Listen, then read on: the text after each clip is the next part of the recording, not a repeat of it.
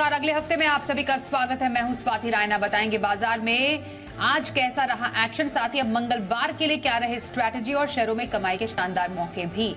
आप भी पूछ सकते हैं सवाल। हमारा फोन नंबर है 02223001634 या फिर आप हमें 02223001635 पर करें कॉल।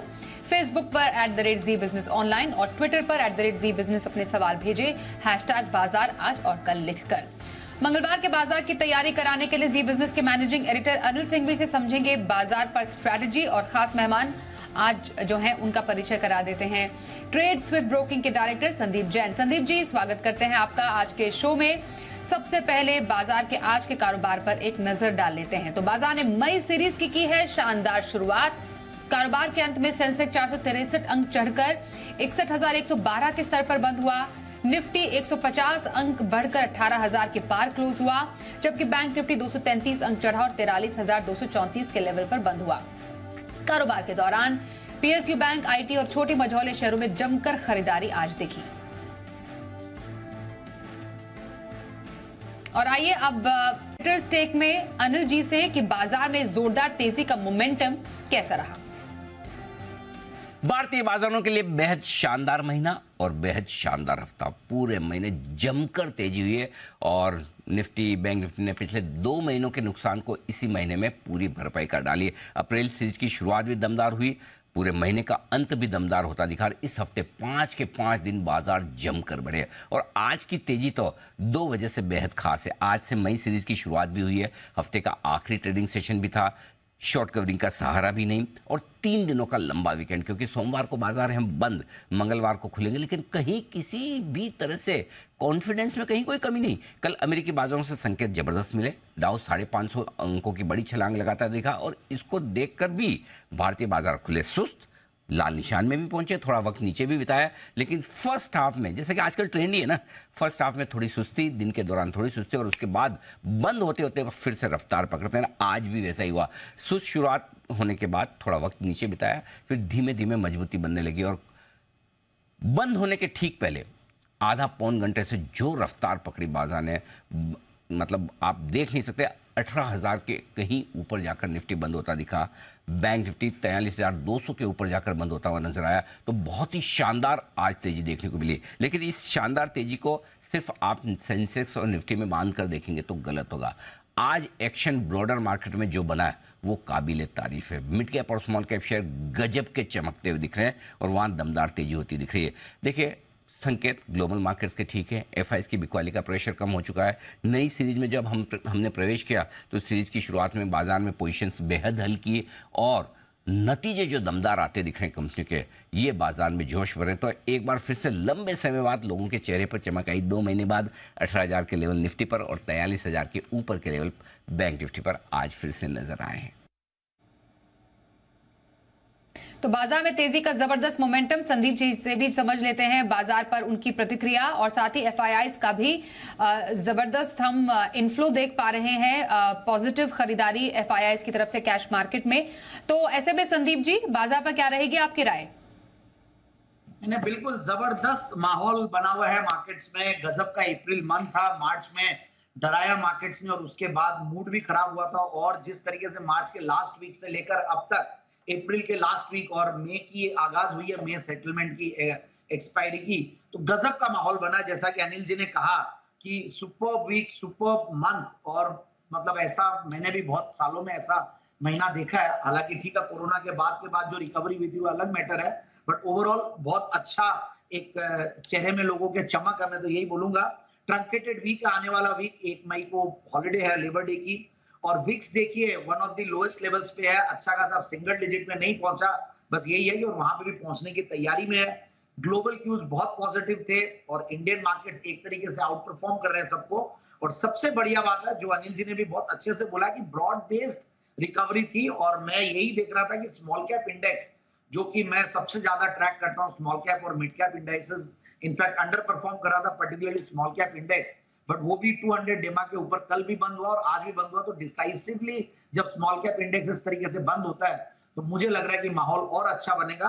तो ओवरऑल ब्रॉड बेस्ड तेजी है। Mid cap small cap stocks चलने चाहिए, मार्केट्स तो चल ही रहे हैं। आज बैंक निफ्टी पहले पार्टिसिपेट नहीं किया था, बाद में वो भी किया। रिलायंस गजब की तेजी दी है, एंड ओवरऑल बैंक स्टॉक्स, सारे स्टॉक्स चल रहे हैं और कुछ दिनों तक आईटी स्टॉक्स ने थोड़ा माहौल बिगाड़ा हुआ था, बट वहां पे भी धीरे धीरे अब कहीं ना कहीं बॉटमिंग आउट दिख रहा है। सो ओवरऑल मुझे लगता है कि मिड कैप स्मॉल कैप पे बने रहें और स्टॉक स्पेसिफिक एक्शन पूरा बना हुआ रहेगा और निफ्टी भी 18,000 को इतना इजीली क्रॉस कर जाएगा इतनी उम्मीद नहीं थी, बट आज डिसाइसिवली बंद हुआ है। So let's see how it goes like, but overall short sellers काफी लास्ट वीक तक तो देखिए कल कटान थी तो वहां तो लोग ट्रैप्ड हुए ही हैं। अब देखते हैं आगे कैसा होता है। ओके, तो ये रही बाजार पर आए संदीप जी की। साथ ही संदीप जी, अब पोजिशनल ट्रेड के लिए कौन सा स्टॉक आप सजेस्ट करेंगे? देखिए फार्मा स्टॉक्स बहुत ज्यादा पार्टिसिपेट नहीं किए हैं और मिड कैप और स्मॉल कैप की जैसे मैं बात कर रहा था तो मैं mid cap small cap pharma stock लाया हुआ ग्यूफिक बायोसाइंसेस 203 के लगभग बंद हुआ है, 225 का टारगेट और 195 का स्टॉप लॉस लगा है। सो पोजिशनल पिक के तौर पे ग्यूफिक बायोसाइंसेस। ओके, और लॉन्ग टर्म खरीदारी के लिए कौन सा स्टॉक आपकी पसंद रहेगी? मेरे फेवरेट स्टॉक सेक्टर है वो है ऑटो इंसुलरी। ऑटो स्टॉक्स अच्छा कर रहे हैं, ऑटो के रिजल्ट्स भी ठीक आए हैं और आगे भी आने वाले दिनों में मुझे लगता है कि अच्छे रिजल्ट्स आएंगे। तो ऑटो इंसुलरी स्टॉक्स अच्छा करेंगे और मुझे ऐसा लग रहा है उनमें से एक बहुत ही बेहतरीन क्वालिटी स्टॉक है एसकेएफ बेरिंग्स, जो कि एसकेएफ इंडिया वैसे 20-21 हजार करोड़ की मार्केट कैप वाली कंपनी है, ऊपर के लेवल से बहुत बढ़िया करेक्टेड है, 5175 का हाईज दिखा के अभी 4150-60 के लगभग चल रहा है। तो 4000 का एक बहुत बढ़िया सपोर्ट है। मुझे लग रहा है कि वहां पे टेक्निकली देखें तो डबल बॉटम बना है और वहां से अब घूमने की कोशिश करेगा, तो डाउनसाइड रिस्क बहुत कम लगती है स्टॉक में और फंडामेंटली बहुत बढ़िया स्टॉक है। देखिए आप जिस तरीके का परफॉर्मेंस आया है। अब मैं एक तरफ देखता हूं इसके अगर जो प्रोडक्ट्स की मैं एक बार बात कर लूं तो ये बेसिकली बेरिंग्स बनाती है एसकेएफ इंडिया, मतलब बेरिंग्स वाली कंपनी है, रोलिंग बेरिंग्स और सील्स, मैकेट्रॉनिक्स और ल्यूब्रिकेशन सिस्टम्स में है और अच्छा खासा इनका डिस्ट्रीब्यूशन नेटवर्क है, मैन्युफैक्चरिंग फैसिलिटीज भी है और पेरेंट कंपनी जैसा कि मैंने कहा एबी एसकेएफ इनकी पेरेंट कंपनी है जिनकी 43% होल्डिंग इसमें है और ओवरऑल 30-31% का रिटर्न ऑन कैपिटल एम्प्लॉयड है, 21% का रिटर्न ऑन इक्विटी है, पिछले 5 साल में 10-11% की प्रॉफिट की कैगर रही है और मैं दिसंबर क्वार्टर के रिजल्ट्स देख रहा था, they were very good. In fact 89 crore दिसंबर 2021 में था, उसके सामने 116 करोड़ और ओवरऑल अगर चारों क्वार्टर्स को देखें तो टीटीएम बेसिस पे गजब के प्रॉफिट्स है। इनफैक्ट 511 करोड़ के टीटीएम बेसिस पे प्रॉफिट्स है, 4250 करोड़ का टीटीएम बेसिस पे टॉप लाइन है, तो one of the highest top lines, one of the highest bottom lines.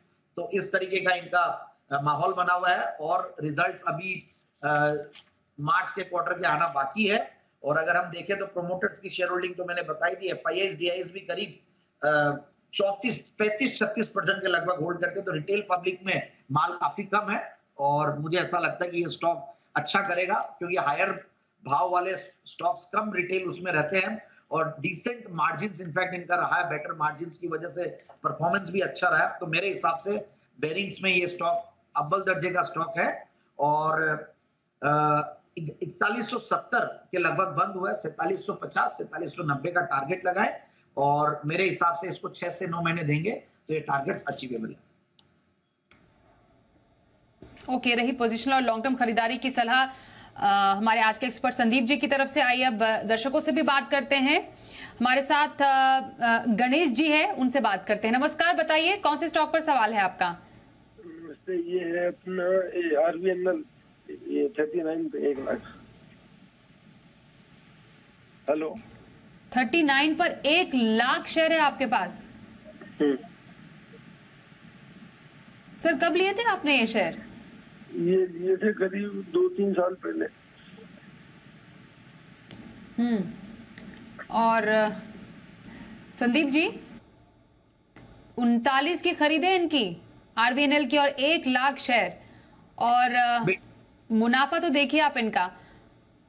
बिल्कुल बिल्कुल, बहुत बहुत बधाइयां इनको। और मुझे याद है आरबीएनएल, मैंने भी जब अभी रिसेंटली मतलब नवंबर के महीने में इस स्टॉक को जब रेलवे स्टॉक चल रहे थे तो इस स्टॉक पे नजरें कम थी और मैंने 35-40 रुपए के लगभग दोपहर वाले शो में मैंने रेकमेंड किया था और वहां से बहुत बढ़िया चाल दिया 80 रुपए तक, फिर वापस से करेक्ट हुआ क्योंकि mid cap small cap correct हो रहे थे और अब एक तरफा चला है और मुझे ध्यान है कि हमारे पैनल पे काफी दिग्गज एनालिस्ट पैनलिस्ट और मैंने भी रेलवे स्टॉक्स को काफी रेकमेंड किया, सब ने ये स्टॉक रेकमेंड किया और हो सकता है कि रेगुलर अगर जी बिजनेस के व्यूअर हैं तो सर्टेनली, और इनका खुद का भी कन्विक्शन, मैं तो ये बोलूंगा कि देखिए कहीं भी राय तो बहुत जगह से मिल जाएगी बट खुद का कन्विक्शन बहुत इंपॉर्टेंट है और इनका कन्विक्शन देख के हैट्स ऑफ टू हिम, अच्छा खासा इन ये प्रॉफिट्स में बैठे हुए हैं। तो अगर इनको कुछ अगर पार्शियल प्रॉफिट बुकिंग करनी हो तो कर सकता है, बट अभी भी वैल्यूएशंस के लिहाज से बहुत महंगा नहीं है। मुझे अभी भी 15 का पी मल्टीपल सस्ता लगता है, बट बुक वैल्यू के लिहाज से अब थोड़ा महंगा हो गया है और ओवरऑल डिविडेंड यील्ड वगैरह बढ़िया है, ग्रोथ भी बहुत बढ़िया रही है पास्ट में। सो बाकी सारी चीजें बढ़िया है, बट इतना बड़ा मूव दे चुका है तो एक रिट्रेसमेंट जरूर आएगा, तो थोड़ा बहुत पार्शियल प्रॉफिट बुकिंग करे तो कर सकते हैं, क्योंकि पीएसयू स्टॉक्स में ये नहीं कि नॉन स्टॉप चलता रहे। और बट रेलवेज में जिस तरीके के ऑर्डर्स है, रेलवे मिनिस्ट्री जिस तरीके से डेवलपमेंट के लिए कर रही है काम, और मैं अभी सुन रहा था, आज अनिल जी को भी सुबह सुना तो वो रेलवे मिनिस्ट्री के बारे में, रेलवे मिनिस्टर के बारे में, हमारे इंडिया के मिनिस्टर के बारे में बता रहे थे किस तरीके के प्लान्स है। तो आगे भी आने वाले दिनों में रेल विकास निगम लिमिटेड रेलवे विकास से पूरा अफेक्टेड रहता पॉजिटिवली, तो थोड़ा सा पार्शियल प्रॉफिट बुकिंग करें और होल्ड करें, नीचे आने पे फिर से एंट्री ले सकते हैं, क्योंकि मार्केट्स भी चल रहे हैं, रेलवेज भी चल रहा है, माहौल भी अच्छा है। तो एक बार क्या मोमेंटम फास्ट हो जाता है, तो इस मोमेंटम में थोड़ा सा अगर हल्का कर ले अपने आप को और प्रॉफिट बुक करे तो कई बार समझदारी का काम होता है। ओके, आरबीएनएल पर बने रहें, थोड़ा प्रॉफिट बुक करने की आपके लिए सलाह आ रही है संदीप जी की तरफ से। बहुत बहुत आपको मुबारकबाद एक बार फिर से इस बम्पर मुनाफे के लिए। अगले कॉलर बेंगलुरु से संगमेश जी हमारे साथ है। नमस्कार, कौन से स्टॉक पर सवाल है आपका? दो कंपनी के ऊपर सवाल है। जुबिलिएंट फूड्स जो मैंने 617 पे लिया था, ये जो स्टॉक स्प्लिट होने से पहले से ही मैं लेते आ रहा हूँ और वो एवरेज करते करते 617 हो गया, ऑलमोस्ट मेरे पास 200 शेयर है अभी, तो उसको क्या करना चाहिए, ये पहले कंपनी का सवाल है। और दूसरा है ट्राइडेंट लिमिटेड, जो मैं 45 एवरेज किया हूँ, ऑलमोस्ट मेरे पास 1700 शेयर है, तो ये ट्राइडेंट का भी क्या करना है मुझे अभी पता नहीं चल रहा है एक्चुअली। तो मेरा अभी निवेशित रहने के लिए 1 साल तक मेरा है, तो अभी लॉस बुक करके दूसरे कंपनी में इन्वेस्ट करूँ या इसी में जो ले रहा हूँ, वो पूछना था। ओके, बिल्कुल सर। संदीप जी क्या राय देंगे जुबिलेंट फूड और ट्राइडेंट पर? देखिए, जुबिलेंट फूड वर्क्स पे मैं वैसे पॉजिटिव नहीं रहता हूँ। मुझे ऐसा लगता है कि यहाँ पे कॉम्पिटिटिव इंटेंसिटी भी बहुत हाई है। हालांकि देखिए बहुत जबरदस्त ब्रांड है इनके पास और जबरदस्त इनका नेटवर्क भी है, सब कुछ बढ़िया, बट मुझे वैल्यूएशंस के लिहाज से महंगा लगता है ये स्टॉक और मैं थोड़ा सा कम प्रेफर करता हूँ इस स्टॉक को। मैंने ऊपर के लेवल्स पे हमेशा शॉर्टिंग की ही राय दी है और जो इन्होंने कितने भाव पे लिया मुझे अब ध्यान नहीं आ रहा एग्जैक्टली। मैं ट्राइडेंट को ज्यादा सुन रहा था इनका, क्योंकि ट्राइडेंट के सवाल बहुत आते हैं हमारे पास। ट्राइडेंट में भी देखिए ऊपर के लेवल्स नीचे के लेवल से पहले तो बहुत जबरदस्त चला, अब नीचे के लेवल्स पे अब 25 रुपए पे ये कहीं ना कहीं सपोर्ट लिया और इनका 45 रुपए के लगभग एंट्री लिए इन्होंने। तो मेरी राय यही रहेगी कि एक बार अब होल्ड करें, ये स्टॉक भी अब रिकवर करेगा क्योंकि बहुत बड़ा करेक्शन दे चुका है और 43 नहीं भी जाए तो हो सकता, बट एवरेजिंग की राय भी साथ में नहीं है क्योंकि इनके जो क्वार्टरली रिजल्ट्स है हालांकि पहले बहुत ज्यादा अच्छे आए थे इसलिए बहुत बड़ा मूव दिया, अब थोड़ा नीचे आ रहे हैं। टेक्सटाइल स्टॉक्स थोड़े से अफेक्टेड रहे हैं, बाकी ओवरऑल मुझे लगता है ये स्टॉक में ये बने रहें, एवरेजिंग नहीं करें। दूसरे अगर कोई पेपर स्टॉक्स या टेक्सटाइल स्टॉक्स लेने हैं तो दूसरे स्टॉक्स पे निवेश करें, ज्यादा अच्छा रहेगा। जैसे पेपर स्टॉक में मुझे शेषाशाही पेपर, जेके पेपर ये सब अच्छे लगते हैं। टेक्सटाइल्स की बात करें तो मैंने नितिन स्पिनर्स को भी रेकमेंड किया हुआ है और अंबिका कॉटन है, वहां पे ध्यान दिया जा सकता है। जुबिलेंट फूड की इनकी 650 की एवरेजिंग है बता रहे थे संदीप जी। 650 से लेकर सॉरी जुबिलेंट फूड वर्क्स अगर 650 आई रियली अच्छा ठीक है, स्प्लिट होने के बाद हाँ ठीक है। तो मुझे ऐसा लगता है कि देखिए ये भी स्टॉक ऐसा है कि अब मार्केट्स ठीक है तो बाउंस पे कहीं ना कहीं निकलने की कोशिश करें, मैं तो यही राय दूंगा। और इतना महंगा स्टॉक है वैल्यूएशंस के लिहाज से, देखिए मैं अगर बोलूं कि 70-80 के पी मल्टीपल वाला स्टॉक कितना स्कोप दे देगा। और कई हम जब से अभी आरबीएनएल की स्टोरी देखे कैसे उन्होंने 3 गुना अपने कैपिटल को किया, मुझे नहीं लगता कि यहाँ पे 3 गुना वाला स्टोरी होगी। तो अब पीएसयू स्टॉक्स भी फ्लेवर में है तो कोई अच्छे पीएसयू स्टॉक्स की तरफ रुझान बनाए और 10 से 15-20 का P multiple, high return on capital employed, तो डिफेंस स्टॉक्स, रेलवे स्टॉक्स ये सब में काफी माहौल बना हुआ है। इवन होटल स्टॉक्स बहुत बढ़िया कर रहे हैं ऑटो इंसुलरी में मैंने एसकेएफ बेयरिंग्स दिया, हालांकि वो ऐसे मल्टीवैगर नहीं बनेगा, बट यहाँ पे रिटर्न्स बनने की ज्यादा उम्मीद लगती है मुझे। ओके सर, अगले कॉलर का रुख कर लेते हैं। अर्जुन हमारे साथ है। नमस्कार, कौन से स्टॉक पर सवाल है आपका? नमस्कार मैडम, मेरा सवाल GIPCL पर है। 80 रुपए के रेट पे मैंने 500 शेयर 3 महीने के लिए लिए। मैं संदीप जी से जानना चाहता हूँ कि इसका क्या फ्यूचर है। जी संदीप जी। हाँ देखिए, GIPCL तो मैंने रेकमेंड भी किया था जैन साहब के जेम्स में भी, और रिसेंटली SPL मिड कैप में भी किया था, और बहुत ज्यादा स्टॉक चला नहीं था वेरी फ्रैंकली पहले, बट अब बढ़िया हो गया स्टॉक, क्योंकि गुजरात सरकार की जो न्यूज आई उसकी वजह से ये सारे स्टॉक्स अच्छा कर रहे हैं। तो GIPCL भी देखिए मुझे बहुत बढ़िया लगता है इन लेवल्स पे, और अभी भी कुछ हुआ नहीं है। अगर आप देखें तो आज इसकी क्लोजिंग है 93 की, और अभी भी अगर पी मल्टीपल देखें और दूसरे अगर पीयर्स से कंपेयर करें पावर वाले स्टॉक से, तो ये सस्ता ही स्टॉक है। तो मेरे हिसाब से इसको ये होल्ड करें, और एक बार ये 95-100 के बीच में जाए तो 100 के लेवल्स पे एक बार प्रॉफिट बुकिंग करने की कोशिश करें। ओके, अगले कॉलर से बात करते हैं। कानपुर से अजय हमारे साथ है। नमस्कार, बताइए कौन से स्टॉक पर सवाल है आपका? तो मैडम मेरे पास में SBI है 544 के रेट पे 184 शेयर्स हैं। क्या करना चाहिए मुझे? आप कितने भी तक के लिए लिए थे आपने SBI? मुझे लिए हुए कम से कम 6 महीने हो गए, और भी 6 महीने रुक सकता हूँ मैं। ओके, अब 6 महीने का क्या नजरिया आपका संदीप जी SBI पर? फिलहाल मुनाफे में है? नहीं, ठीक है, होल्ड करना चाहिए, कहीं कोई दिक्कत नहीं है SBI में। बीच में अडानी न्यूज को लेकर जरूर से ये स्टॉक करेक्ट हुआ था, and that was a great opportunity. और मुझे याद है हम लोग सब लोग जब बजट शो के लिए आए थे और वहां पे बैठे थे, तो हमारे ही पैनलिस्ट में काफी लोगों ने 520-525 के लेवल्स पे दिलवाया था लोगों को। तो उस लेवल्स से तो आज बहुत बढ़िया लेवल्स पे है, बहुत बढ़िया प्रॉफिट्स में, और ये भी शायद 544 के लेवल्स पे एंट्री ले तो बढ़िया ही एंट्री है। मेरे हिसाब से ये एक बार स्टॉक जो है 600 के लेवल्स भी क्रॉस करेगा। ऊपर का लेवल 630 दिखाया, और PSU स्टॉक्स बढ़िया कर रहे हैं, भले वो PNB हो या BOB हो या दूसरे छोटे वाले सारे स्टॉक्स बढ़िया कर रहे हैं। तो मेरे हिसाब से एक बार इसमें बने रहना चाहिए। SBI अभी भी परफॉर्म करेगा, तो 625 के टारगेट के लिए स्टॉक में बने रहेंगे।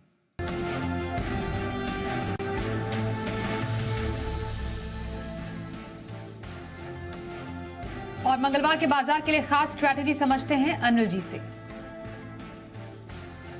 मंगलवार को जब भारतीय बाजारों में हम फिर से लौटेंगे तो 3 दिनों के लंबे वीकेंड के बाद जो संकेत होंगे अमेरिकी बाजारों से वो देखने होंगे। 2 दिनों के संकेत और मंगलवार की सुबह के डाउ फ्यूचर्स। हालांकि हमारे बाजारों के बंद होने के वक्त डाउ फ्यूचर्स लगभग 100 पॉइंट नीचे ट्रेड कर रहे थे।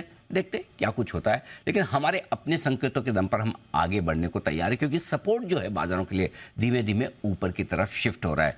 अब मंगलवार के लिए निफ्टी पर जो सपोर्ट होगा वो 17,900 17,925 के आसपास रहेगा, और ऊपरी स्थानों पर 18,200 18,275 तक जाने की कोशिश निफ्टी की हो सकती है। बैंक निफ्टी 43,000 के ऊपर हम बंद हुए हैं, तो 42,800 43,000 ये 200 पॉइंट की रेंज बैंक निफ्टी पर मजबूत सपोर्ट का काम करेगी। ऊपरी स्थानों पर 42,575 से 42,725, माफ कीजिएगा 43,575 से 43,725 तक जाने की कोशिश बैंक निफ्टी की हो सकती है। यानी कि तेजी का रुझान बरकरार है। संकेत अच्छे मिले तो हम सीधे चल पड़ेंगे, और संकेत अगर थोड़ी कमजोरी के ग्लोबल मार्केट से आए तो हम पहले सपोर्ट और इंपॉर्टेंट सपोर्ट लेवल पर खरीदारी देखेंगे, और वहां से बाजार फिर से घूमते नजर आएंगे। तो ट्रेंड मजबूत है और बाय ऑन डिप्स का मार्केट है। फिर से अगले हफ्ते के लिए आपको फोकस मिड कैप और स्मॉल कैप शेयरों पर भरपूर करना है, और वहां आपको बहुत सारे मौके मिलेंगे। और ऑप्शन स्ट्रेटजी क्या रखें मंगलवार के बाजार के लिए? मोतीलाल ओसवाल के चंदन तापड़िया हमारे साथ है। चंदन जी स्वागत करते हैं, बताइए कहां पर मौके नजर आ रहे हैं आपको? जी नमस्कार। देखिए बाजार में अच्छा मोमेंटम है और कंटिन्यूसली बाजार में स्ट्रेंथ बनी हुई है, और आज निफ्टी ने 18,000 के लेवल को पार किया। बैंक निफ्टी में 43,200 तक की रैली देखने को मिली। हमारा मानना है कि मोमेंटम बरकरार रहना चाहिए। आज कैपिटल गुड्स और पावर कंपनीज पे पॉजिटिव व्यू है। पहला ट्रेड सेटअप ढूंढे तो REC पे रहेगा। REC लिमिटेड में जिस हिसाब से ब्रेकआउट हुआ है वो मल्टीपल ईयर का ये मोमेंटम 138-140 तक जा सकता है। तो REC limited, rural electrification limited का 132 का कॉल लेने की सलाह रहेगी। 2 रुपए का सपोर्ट रख के ये कॉल यहाँ पे 8 रुपए तक का टारगेट बना सकते हैं। वहीं L&T दूसरा ट्रेड रहेगा, कैपिटल गुड्स स्टॉक अच्छे लग रहे हैं, 2360 का L&T की कॉल लेने की सलाह रहेगी। 45 से 50 के बीच में ले, 20 रुपए का सपोर्ट, ऊपर में लगभग 90 रुपए तक के टारगेट बन सकते हैं। तो REC लिमिटेड और L&T दो पॉजिटिव सेटअप रहेंगे और हमारा मानना है कि निफ्टी में 17,888 का सपोर्ट रहेगा, ऊपर में 18,200 18,400 के मोमेंटम को ड्राइव करने के लिए। जी, धन्यवाद करेंगे चंदन जी मंगलवार के बाजार के ऑप्शन स्ट्रैटेजी के लिए। और संदीप जी, आपको कहां पर मौके नजर आ रहे हैं मंगलवार को? बिल्कुल, बर्जर पेंट्स इंडिया लिमिटेड, मुझे ऐसा लगता है कि एफएनओ पिक के तौर पे, इंट्राडे एफएनओ पिक के तौर पे बर्जर पेंट्स लेना चाहिए।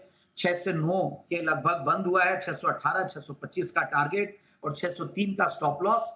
बाकी मैं कैश मार्केट की पिक भी लाना चाहता था, वो लाया नहीं क्योंकि बहुत सारे स्टॉक्स हमने वैसे ही रेकमेंड किए हुए। तो मुझे लगता है कि मिड कैप स्मॉल कैप पे बिल्कुल फोकस कीजिए और एफएनओ में भी माहौल जो बना हुआ मार्केट्स में, तो ये भी स्टॉक अच्छा करेगा। पेंट स्टॉक्स, क्रूड ऑयल की प्राइसेस नीचे आ रही है, टेक्निकली स्ट्रांग है, कंसोलिडेटेड स्टॉक्स हैं, तो मुझे लगता है कि इस स्टॉक पे ध्यान देना चाहिए।